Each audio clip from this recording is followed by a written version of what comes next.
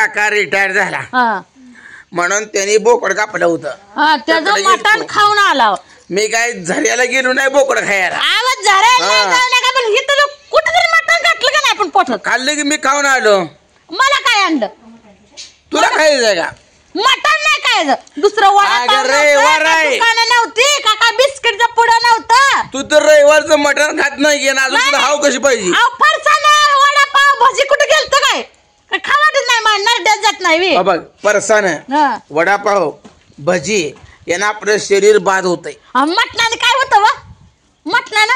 मटण माझा आवडता पदार्थ आहे. मग माझा ही बी आवडता पदार्थ आहे. वडापाव भजी बर्फी आणि फरसाण ही 4 वस्तू मला आवडते त्या. मग माझा जीव गेला तर चालेल. दुधाचा पगार आला हे वडापाव भजी पापड एकदम बारी बारी स्पेशल ताट मी बनवतो. बायकोसाठी बनवायचं नाही मग कोणासाठी बनवायचं हे कमवायचंय कोणाला. होय म्हणून तर घेऊन आला. एखादं म्हणलं असतं बयानो 10,000 रुपये द्या नाही 10 रुपये द्या माझ्या बायकोला बिस्किटचा पुडा. पण आता माझं किसच मोकळं होतं. मग तिथं खाताना होतं काय. दोस्त म्हणला दोस्त आलता दोस्त म्हणला काय दिलं पान मी खाल्लं. होय होय होय होय स्वतःच्या पैशानं पान खाल्लं आणि दुसऱ्या दोस्ताचं काय नाव लिहिताय वैता. स्वतःच्या खिशात मग बाजारात अजून 8 रोज पडला असतं का बाजार. पैसा नसल्यामुळे बाजार राहिलाय. मग पान कस काय खाल्लं. पान आहे 5 रुपयाचं. कोण कोणाला बी चारतय. होय कोण कोणाला. तुम्ही कोणाला चारलं. मी चारतो की मस्त गावात गेल्यावर कोण गाठ पडल्या का तर मी पान चारतो. मी असा कंजूस माणूस नाही. पान लय मोठं आहे का नाही.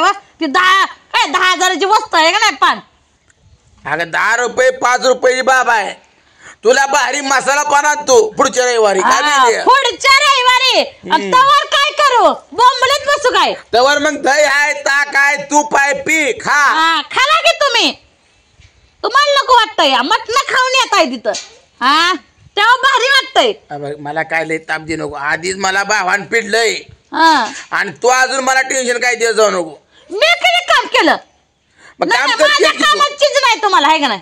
मग तुझं काम उत्तम प्रकारे काम आहे. मग खायचं उत्तम प्रकार नसतं ना व काम तेवढं करायचं असं आहे का नाही. बरं काम केलं तर आपल्याला खायला आहे. नाही काम नाही खाल्लेलं काम होईल का. तसं कसं काम होतं. मग ते तुम्हाला कळलं पाहिजे. हाय भाकरी काढवण कस काढून खा. नाही आता तुम्ही कसं भाकरी काढवण. तुम्ही मटण खाऊन आला चांगलं तिथं आणि मला इथं भाकरी कालवण चटणी खा म्हणताय. सकाळी फरसाण होतं ते बी कालवण खाल्लं. इथनं जाताना थोडस जेवतो म्हणून 1 भाकर बिचारा खाल्लं. 1 खासर 1.5 खाल्ली भाकर. तिथं लग्नात बी खाऊन आलं. इथं मटण बी खाऊन आलं. अहो किती पोट आहे का पोत आहे कुठं. तुला चल म्हणलं तर तू आली नाही. मी रविवारचं मटण खात नाही सोमवारचं खात नाही. मग मटण खात नाही. बायकोला वडापाव. अहो 10 रुपयाला वडापाव किती 10 रुपयाची बाप आहे. तुम्हाला वडापाव नाही काय बायकोला साडी घेऊन येताल का. तुम्ही साडी कवा आणायचं आणि मला बोलता इथं मोठं घेणार तू कवा घेणार नेमकं तुम्ही. आता मला दुधाचा पगार किती येतोय त्याच्यावर मला लिस्ट करावं लागणार. अहो दुधाचा जनावरांची पेड किती गेली आणि भाव तुमचा दुधाचा पगार नेमा मागणार. त्या भावाला आता दांडक्यान पडविल. दांडक्यान मसर कोण राखतय. मी राखतोय. पण दुधाचा पैसे खाणार तुमचा माझ्या खात्यावर पगार येतोय. आता मी त्याला पगार देत नसतो. काढून द्या आता खात्यावर. अजिबात भावाला नग मिळणार नाही आणि भाऊजला तर वाऱ्यावर तोंड करायला लावणार आहे. भाऊजी आता बोलायचं काय नाही. मग जेवण घातलं म्हणून का उपकार केला का. मी काम करत होतो मग एवढं मोठं घर बांधलं की सगळं माल बिल सगळं मी पुरवत होतो. आम्ही काय करतो म्हणते मग आम्ही काय करत होतो. त्यांच्या बापानं असं शिकवत का. मग आम्ही काय करतो त्यांना भीती तू. मी बेत नाही. मी पहिल्यापासून त्या भावाला आणि भाऊजाला अजिबात भेज नाही. तुम्ही बेचाल भेट नसतो. त्याला या घराच्या बाहेर ताणून लावणारा दांडक्या म्हणून तर इतक्या दिवस हॉल मध्ये भाव तुमचा राहतो. राहू दे हॉल मोठा असला तरी इकडे 3 खोल्या आपल्याला. तेच म्हणलं हाल तुम्हाला बाहेर काढलं मी हाणून बाहेर तुम्हाला तसं टेंबड्याकडे बोलू नको. त्या दिवशी काय झालं? तसलं मला काय नाही, तसलं मला सांगायचं नाही, काय नाही. आता त्यांना धडा शिकवायचा मसरू द्यायचं नाही, त्यांना जमीन द्यायची नाही, काय द्यायची नाही त्याला.